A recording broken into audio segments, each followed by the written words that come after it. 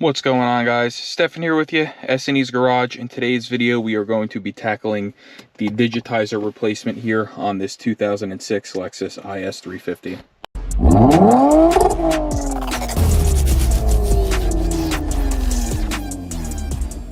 Alright, so in order to replace this digitizer, we basically have to take this whole center stack apart. So we're going to start down here and work our way up. I am going to be as careful as I can up here because this dashboard is rather fragile. It is a little sunburnt, so we want to try to remove this vent from down here rather than up there prying against the dashboard. So it's going to be a little bit tricky, but we do have some plastic trim tools to go ahead and help us out. So the first thing that we want to do here is go ahead and remove these side bezels here. And that is going to allow us to then go ahead and pull this center console up. Now, I will leave a set of these plastic trim removal tools in the video description below. If you buy from that link, it does greatly help the channel. I'm just trying to find a lip here to go ahead and get in like so, and then pry these out. Okay, let's go ahead and do the same here. Find a lip.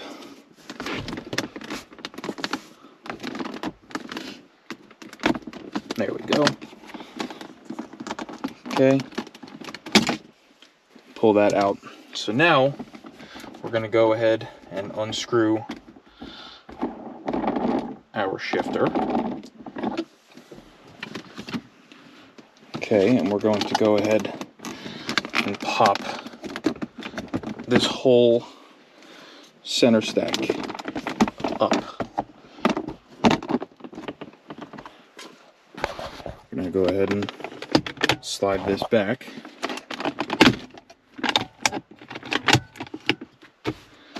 And this should come out like so. And then we're just going to go ahead and unplug the connectors behind it. Okay, once we have that out, we now have access there to the two screws that are up under here. Now you have the option of taking this guy here out. I'm going to leave it alone. I'm just going to use a 1/4 inch extension and socket and get down there to remove them. So now we're going to mess around up here. Like I said, I do not want to be prying against the dashboard, so I'm going to try my best to create a gap here and go ahead and pull these vents out without damaging the dash. Okay guys, so we got this out. Like I said, minimal damage to the dash. I just went ahead and used a pocket screwdriver with some tape on it, and I got it in between the radio bezel and the vents and pried it out. So now we can go ahead 10 millimeter, 10 millimeter, 10 millimeter, 10 millimeter, and we can pull this whole radio out. All right, now once you get those 4 screws out, again, there's going to be 2 at the top and 2 at the bottom. You're going to very lightly pull out, and then this unit is going to come right out. Now there are several different plugs you're going to have to pull out here. You have 1 here, you have 3 here, 1 here. These 3 can stay in because they just plug into various different parts of this unit. And then you're going to unplug these 1, 2, 3, and then the TPMS computer here also gets unplugged.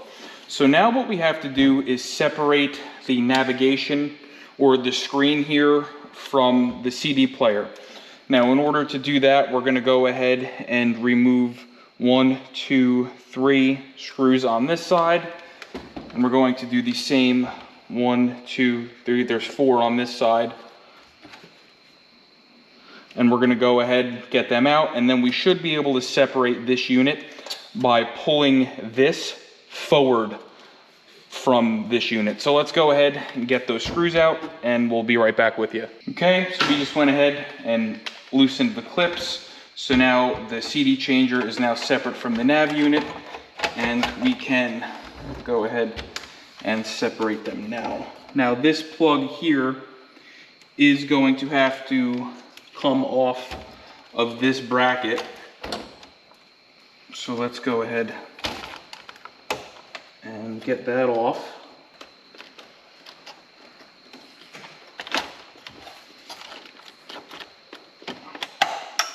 Okay, now we can go ahead, place this to the side.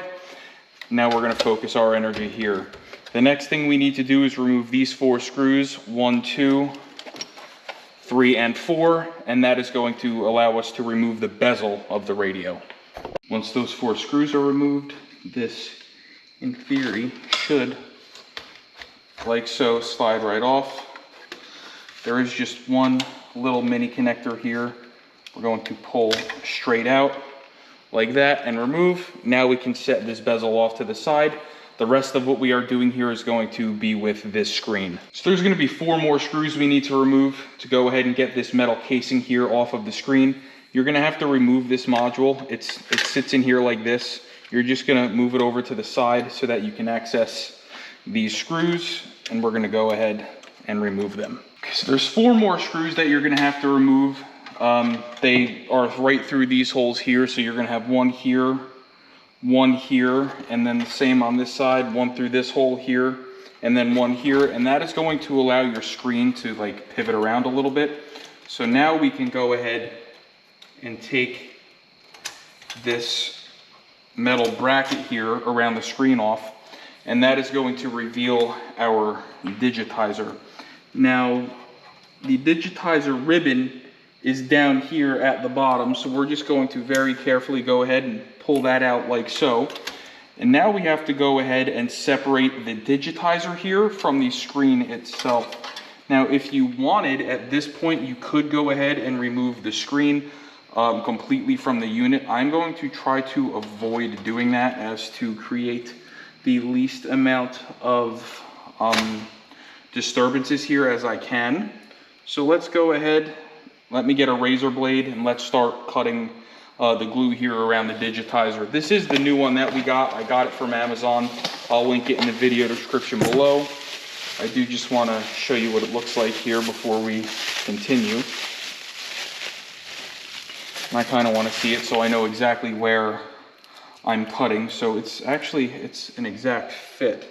And it looks like it's this whole thick piece of glass here. That was what I really wanted to see. So let's go ahead and get our razor blade and start removing this. I'm just going to start here.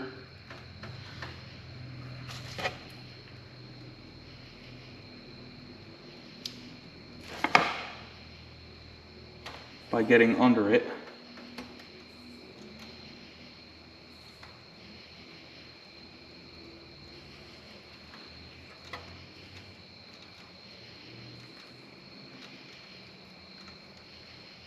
And cutting the glue as you see.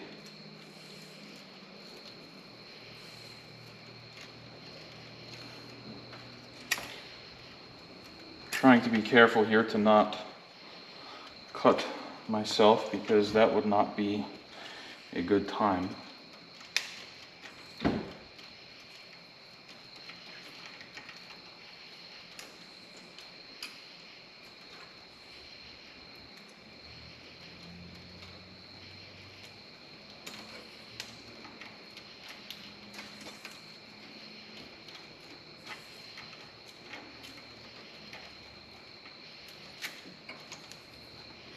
But I'm going to go around the whole perimeter of the screen and do exactly what I've been doing, and then we'll show you where we're at. So now what I'm going to do is I'm going to go ahead, I'm going to get some alcohol wipes, and I'm just going to wipe this screen down here really good, like the best that I can.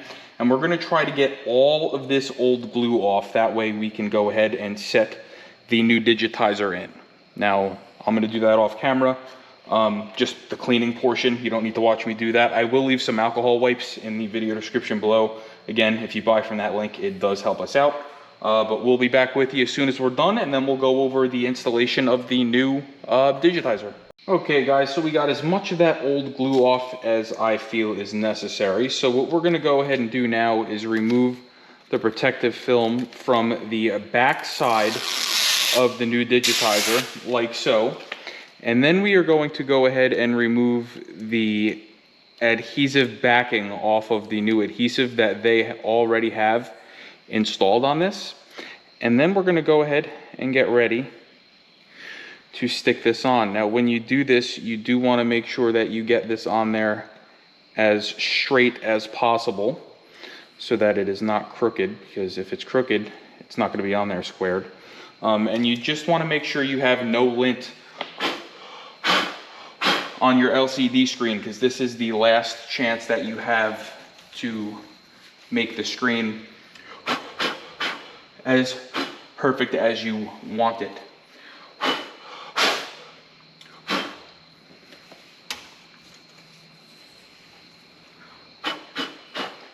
Okay, so now we're just going to go ahead and boop, plop this on.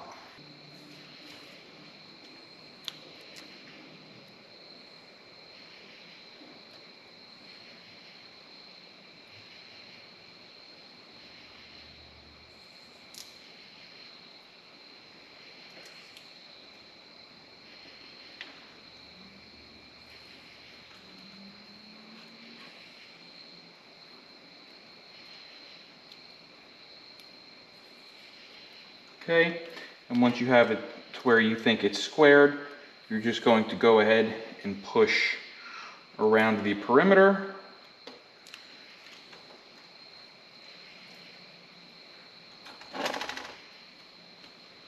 Okay, and now we can go ahead and pull this film off and reconnect our ribbon connector.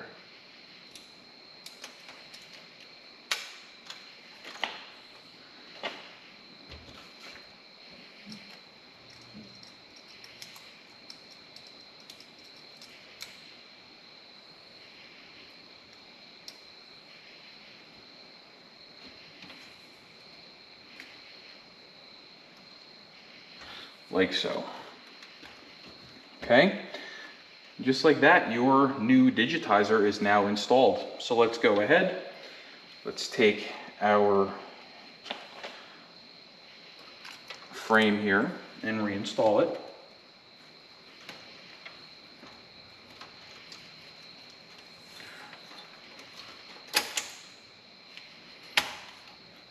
Now let's go ahead and put those 4 screws back in. Okay, so we have our screen back in. Now we did also go ahead and reinstall the 4 screws for the bracket that holds the screen up at an angle. So we're good there. So now we can go ahead and get the faceplate and reinstall that. And then we just have to make sure that we plug it in. Okay, up next, we have to go ahead and slide this unit back into place. Like so, nice and easy. Now we can go ahead and replace the screws that we removed earlier. All right, guys, the only thing left to do now is let's go ahead and set this thing in place, plug it in, and see if it works. All right, guys, so here we are in the car. Let's go ahead and hit climate. We're just gonna start pushing buttons. We'll see that right now everything's working. So our digitizer is fixed. If we go ahead and go to audio, we can turn it on. We can pick different stations. I don't want to get demonetized with copyright, so I'm not going to play any music, but everything here is working. Everything's good. We're all set. So if this helped you replace the digitizer in your 2nd generation Lexus IS, whether it be a 220, 250, 300, 350, whatever they have overseas, it's all the same, whether it's in the United States or not. Here we only have the 250 or 350, but you get the point. So please like, share, and subscribe, and we will see you guys next time.